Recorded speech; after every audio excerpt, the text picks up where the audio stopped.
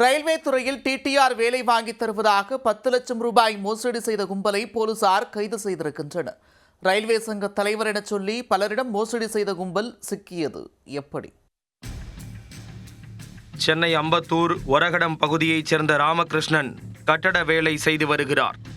இவர் வெள்ளிக்கிழமை தோறும் அருகில் உள்ள அங்காளம்மன் கோவிலுக்கு செல்வதை வழக்கமாக கொண்டுள்ளார்.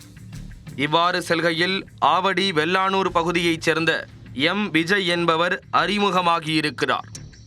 இருவரும் நட்பாக பழகி வந்த நிலையில் ராமகிருஷ்ணன் தனது சகோதரியின் மகன் வேலை கிடைக்காமல் கஷ்டப்படுவதாக கூறி வேதனை அடைந்துள்ளார்.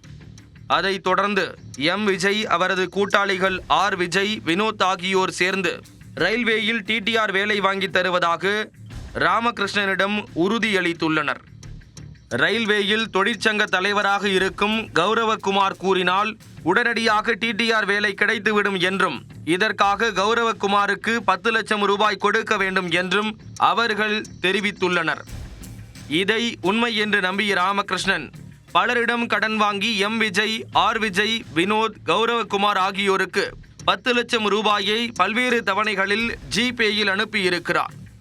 பணம் கொடுத்து நீண்ட நாட்கள் கடந்தும் வேலை வாங்கி கொடுக்காததால் தான் ஏமாற்றப்பட்டதை உணர்ந்த ராமகிருஷ்ணன் ஆவடி காவல் ஆணையர் அலுவலகத்தில் புகார் அளித்தார்.